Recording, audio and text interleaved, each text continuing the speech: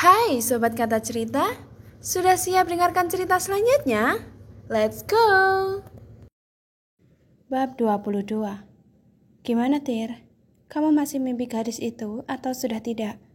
Tanya Pak Kiai Farid setelah melihat istrinya masuk ke dalam. Fatir yang ditanya seperti itu menghela nafasnya sebelum menjawab pertanyaan dari sang mertua. Ia dilema akan mimpinya yang selama 3 hari ini. Sudah ndak Bi, tapi Fatir bingung bagaimana cara menjelaskan tentang hatinya yang resah itu. Tapi kenapa Tir? Coba cerita sama Abi. Siapa tahu Abi bisa bantu kamu kan? Sahut Pak Yai Farid yang seakan mengerti kerisauan hati sang menantunya itu. Jadi begini Bi, saya memang sudah tidak mimpi gadis itu lagi. Fatir mulai menceritakan semuanya yang membuat hatinya resah. Alhamdulillah kalau begitu Tir. Terus apa yang membuat kamu resah saat ditelepon tadi? Sahut Pak Yai Farid. Tapi 3 hari ini saya mimpi lagi Bi. Saya bermimpi bertemu dengan almarhumah Rara, Bi. Sambungnya. Terus? Timbal Pak Yai Farid. Rara datang dalam mimpi saya, yang awalnya saya senang sekali, sebab saya sudah lama enggak bermimpi bertemu dengannya. Namun, saat saya sedang melepas rindu, tiba-tiba di sisi lain, gadis itu datang lagi, Bi. Dia menangis seperti orang ketakutan. Lanjutnya. Dan saya secara spontan melihat dia.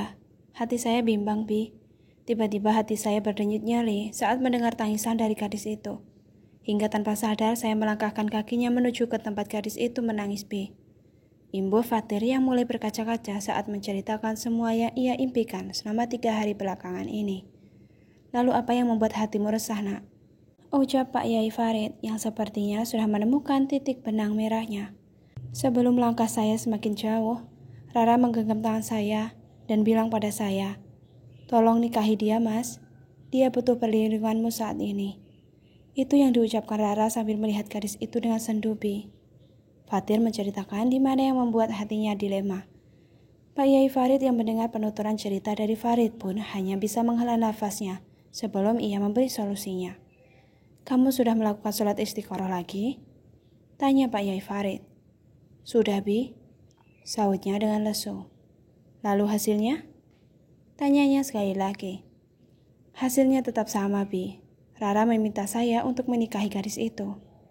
Fatir memberitahukan hasil dari sholat istiqorohnya itu.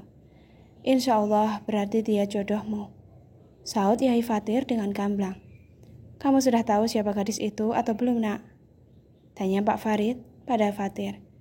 "Insya Allah saya sudah tahu, Bi," sahutnya dengan sendu. Pak Yai Farid hanya bisa membantu menantunya itu dengan doa. Semoga gadis itu benar-benar jodohnya. "Apa mau Abi bantu untuk melamar gadis itu?" tawar Pak Yai Farid. Fatir yang mendengar tawaran itu seketika merasa tertegun. Ia tak menyangka bila sang mertua malah menawarkan membantu melamar gadis itu, tanpa bertanya siapa nama gadis itu terlebih dahulu. "Tapi Bi, tak baik seorang lelaki memikirkan gadis yang bukan mahramnya terlalu dalam." Pak Yai Farid langsung saja menyambar perkataan menantunya itu. Saat Fatir akan berbicara lagi, tiba-tiba Bu Nyai Farah datang dengan membawakan 2 cangkir kopi dan juga gorengan yang baru saja matang itu. "Siapa nama gadis itu dan di mana rumahnya?" tanya Pak Farid pada Fatir. "Namanya Naina, Bi. Dia mantan santriwati kita, Bi," jawab Fatir yang menundukkan wajahnya. "Masya Allah, jadi gadis yang kamu impikan itu ternyata si Naina toh, Le?" Pak Yai Farid tertawa dengan pelan, begitu menyadari bila gadis yang dimaksud oleh sang menantunya itu ternyata mantan santriwati yang sempat menolak beasiswa kuliah di Madinah. Ternyata jodoh enggak akan kemana ya, bila sudah ditetapkan oleh sang pencipta. Mungkin ini juga yang menjadi salah satu alasan Naina menolak beasiswa itu. "Ini ada apa, Bi?" tanya Bu Nyai Farah yang kerasa heran. Kenapa suaminya malah tertawa saat sang menantu baru mimpi gadis lain? Yang jelas-jelas itu dilarang, untuk memikirkannya saja dilarang. Apalagi ini sampai-sampai Fatir memimpikannya. "Nanti Abi ceritakan, Ma," sahutnya yang masih terkekeh. Sementara Fatir sudah menundukkan malu. Entahlah apa yang membuat dirinya begitu malu saat mertuanya malah terkesan meledekinya. "Jadi gimana tawaran Abi? Kapan kita akan melamar Naina?" "Enggak baik loh menunda-nunda melakukan hal yang baik," katanya yang tersenyum pada Fatir. Kula manut panjenengan mawon, Bi, sahut Fatir dengan lirih. Baiklah, kalau kamu sudah setuju, nanti Abi akan carikan tanggal yang cocok dan juga membeli seserahan untuk acara lamaran itu, beritahu Pak Yai Farid. Syukron, Bi, sudah bersedia membantu saya sampai seperti ini, ucap Farid yang tidak tahu harus mengucapkan apa lagi atas kebaikan mantan mertuanya itu. Walillah, saya ridho dan ikhlas bantu kamu, Nak. Kamu tetap menantu saya, walaupun anak saya sudah tak ada, sahutnya yang menatap sendu ke arah langit yang sudah sore itu. Ayo kita bersiap-siap untuk sholat asar dulu, sebentar lagi sudah mau adzan asar, jawab Pak Yai Farid yang mengalihkan pembicaraan mereka semua. Nah, Bi, saya izin balik ke asrama santri putra dulu, Bi, pamit Fatir. Loh, kenapa ke sana?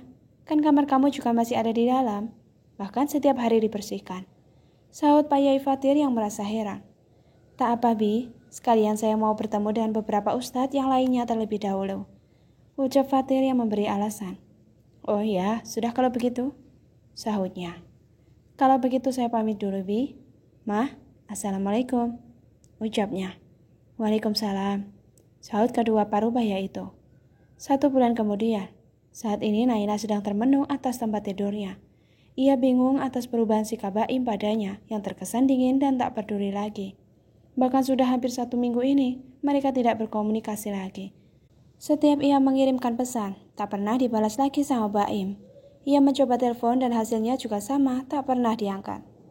Saat mereka bertemu di kampus pun, Baim terkesan menghindari dirinya dan tak pernah menyapanya lagi seperti yang lalu-lalu. Ya Allah, apa yang sebenarnya terjadi pada Mas Baim, ya Allah? Kenapa ia menjauhi hamba? Bila memang sudah tak menginginkan hubungan ini, seharusnya ia bilang, bukannya menghindar seperti ini, ucap Naina yang merasa kecewa akan sikap Baim berikan padanya. Sementara itu Baim saat ini sedang menatap sendu ke arah rumah calon istrinya itu.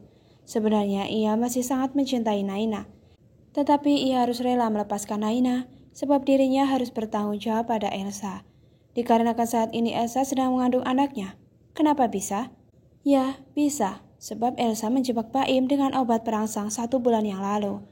Elsa yang baru pertama kali bertemu dengan Baim, seketika dirinya langsung terpesona akan ketampanannya. Ia berusaha mendekati Baim dengan berbagai cara. Baim sudah banyak kali menolak Elsa, tapi ya gitu. Elsa masih saja ngeyel dan terakhir kali kejadian 1 bulan yang lalu, saat Elsa menjebak Baim untuk tidur dengannya dan berakhir dirinya hamil saat ini. Tapi bukannya menyesal, Elsa malah menuntut Baim untuk menikahinya sebelum perutnya semakin membesar. Bersambung, lanjut di bab 23 ya.